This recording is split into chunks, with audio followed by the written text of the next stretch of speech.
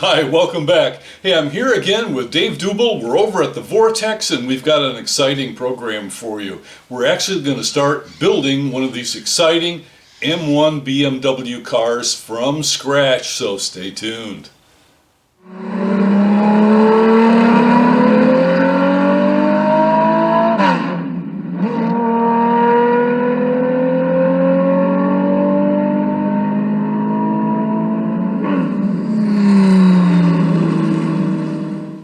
Well, welcome back. You can see we're coffeeed up and ready to go.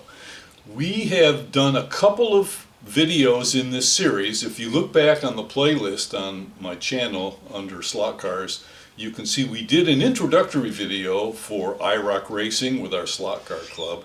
And then last time we kind of did a preliminary video of what we're about to get into in some detail today. And that is a series of BMW M1 slot cars, hard body slot cars that we're going to use for IROC racing with our club. And today the introductions are over. We're going to get busy and actually build one of these from scratch. So Dave, this is going to be awesome. Really looking forward to it. I did want to point out though that most of the racing that we do in our particular club uses what you would call a hard body slot car. So when we say we're building this from scratch, we're building from parts that were not necessarily from the original manufacturer, but not in the sense of the old 1960s brass solder it yourself on a jig chassis. We'll try and show you a little picture of that. Those were very awesome cars in their own era and in their own world, and a lot of guys are still into that today, but that's not the typical racing we do in our club. All right, the other day we showed you a picture of all the cars with all the parts lined up for a full complete build of 4 cars. Today we're going to break that down into just the one, and we're going to do the complete assembly of this number 6 car. So starting at the top left, we've got the body with its interior and windshield the way I purchased it. Okay, and next to that, we're going to pull out the plastic interior. We're going to put in that paper driver interior. It's just like a photograph. And then next in line, the little yellow package is the body screws that I prefer to use from Slot Car Corner. They've got a smooth shank above the threads that allows the chassis and the body to float free of one another. To the right of that white object is a CG Slot Cars 3D printed chassis, which is going to allow us to use a Sidewinder motor pod, which is from Slotted. Farther to the right, little bag of screws. That's the Slot Car, or the Sideways brand screws that hold the pod to the chassis. To the right of that are some tungsten weights, one that's preformed to fit into the pod in the original magnet pocket. These are some aftermarket tungsten weights that I'm going to try using this time. Next is a Predator 18,000 RPM motor from Slot Car Corner. They've been pretty consistent from motor to motor, They're right? super consistent. What I understand is that the industry standard from the manufacturers is to allow a 10% variation in RPM from motor to motor. These guys that procure these at Slot Car Corner and at Cloverleaf Racing are holding their manufacturer to 5% between motors, and that's a much better range. It narrows things down and it makes the motors real good from piece to piece. After that, we've got the pinions. There are 2 in a pack. I'm going to use that on this car and another. What's the gear ratio we're going to use pinion to large gear? We're running 1332. This is a 13-tooth pinion and a 32-tooth spur gear. Okay. We're going to mount those on 51mm slotted axles. We're going to use staff wheels, which these wheels have 2 little blades that hold the tire in place. And with that, it was designed for something else.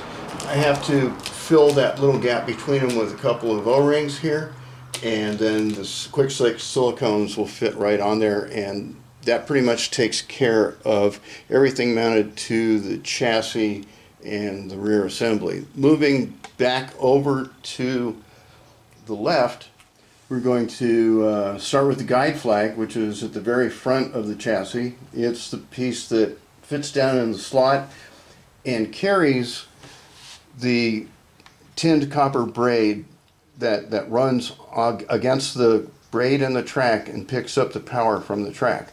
That's transmitted through some nice silicone coated wire that runs back to the motor and takes power. Then we move to the front axle.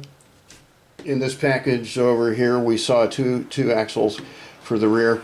One of those is going to move up to the front. These are the bushings that fit into the front uprights on the chassis, and the height is controlled by set screws. We'll see more of that later. And then again, back to the staff's wheels for the front. These are a full rib in the front. We don't have to worry about O-rings here. And then quick slicks, zero grip front tires, because you don't really want the front tires to have any traction or to interfere with the movement of the car. I found these cars, which were represented as an IROC type of race called Procar, on eBay. In the same color scheme too. Yeah, they're made to look just like the original cars by the Fly Model Company.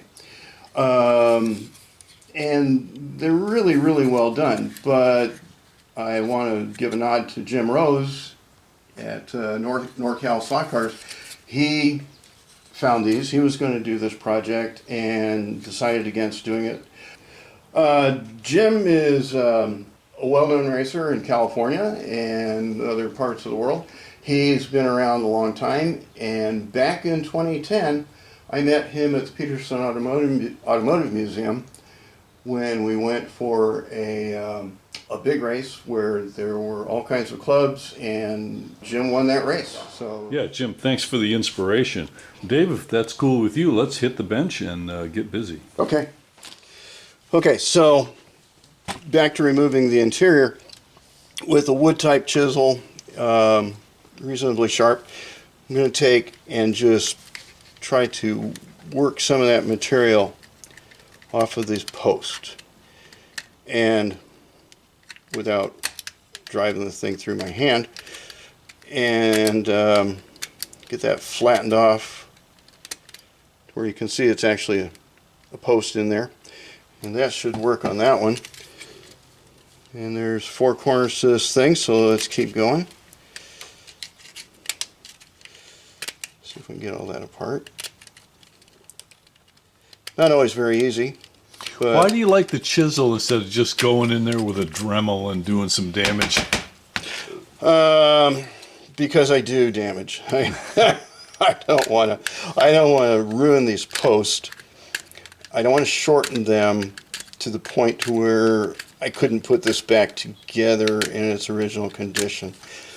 So they've got a little bit of this plastic that pushes through the interior itself, and below that there's a shoulder that keeps the thing in place. So I don't want to put a lot of heat to it or do anything that might... Yeah, I guess we could deform that body. Deform, things. I just rather would carve it a little bit by hand. It doesn't take very long. As long as you can get all this stuff off. We're getting close. You know, while Dave is doing that, I suppose I should mention that another unique thing about our Arizona racers is that the technology of the cars, even when guys build their own cars, nobody is particularly secretive about the techniques that they use, and no one has any reason to not help some of the newer guys. So there's always plenty of advice as to how to set up your car and how to build. And that's just one thing that we do, because primarily we're a bunch of friends and very, very cooperative, and no one has a secret voodoo that they try and do to their car and not tell anybody about. All right, that Okay. went pretty easy, I think. Well, back to this. The other problem with these is that the windows are nice one-piece assembly that has the fuel buckeye in the back, and it's got the label up on the windshield. They sit on those same posts. And so what I'll do with this is I'm going to use a little bit of maybe silicone glue or something that's easily removable in the future to help hold those in place. Okay, so I did a little dabadooya on the post. I just put the windows in there and the posts protrude through, and so I just wiped a little glue over each of them. Again, we're not putting it in there for eternity. One of these days it may get pulled out, but silicone will hold it in there, and everything will be fine with that. Next thing that we're going to do is we're going to take and tape that paper interior over. So Okay. give me a second to grab that and I'll be right back. Okay. Okay, so we've got our little paper interior, and again, it's like a photograph. It's some pretty strong stuff, kind of plastic coated, I guess. And let's see if we can fit it in there. Some nice sharp scissors. I'll give it a little trim and see if we can make it go in. We're going to take this and shorten it up a little bit at a time and try to get it to where it fits well enough to where you can see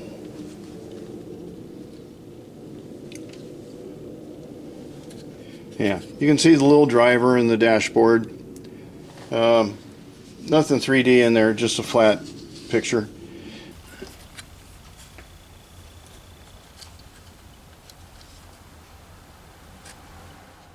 Okay, we're going to start doing the sub-assemblies on the chassis.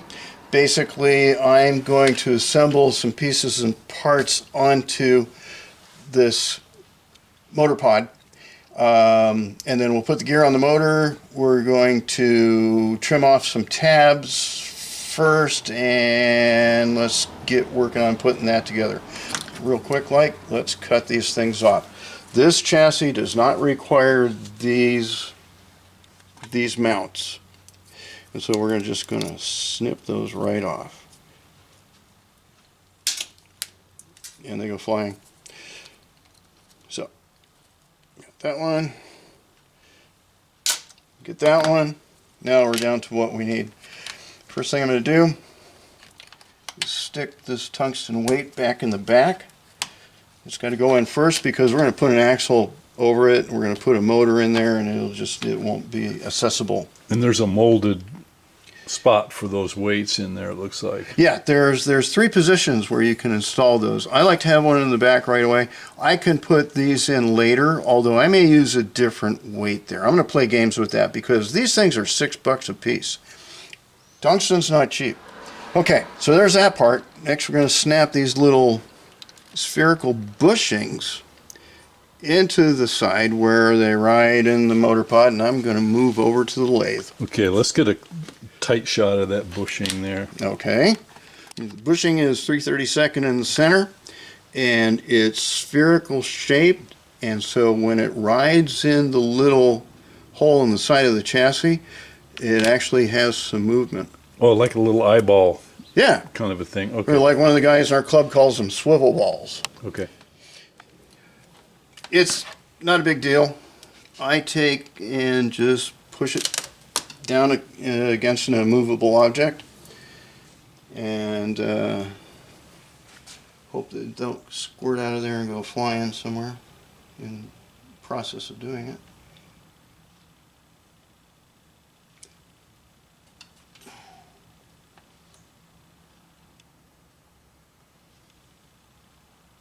First one was easy, second one didn't cooperate too well. Okay, so they're in there. One thing I want to make sure of is I want to take an axle and make sure that they do allow the movement, and you can see how much it allows. So that allows you to get a frictionless fit on that axle then. It helps a lot. It helps reduce binding, and it might even allow a little bit of suspension, maybe, in the back there. But one of the nice things about this system from Slotted is that, with some of the other slot cars, we spend hours trying to get the axle to fall through the bushings like that. We have to polish, and sometimes we have to just keep fiddling with it until there's a nice fit. But these just fit really nice right out of the box. So on to the next. All right, Dave, well, we're making fantastic progress, but the clock is against us. We're going to have to wrap it up right here. We're going to pick it up next time, right where we left off, and continue with this exciting series, building an M1 BMW IROC slot car. So hope you can join us then.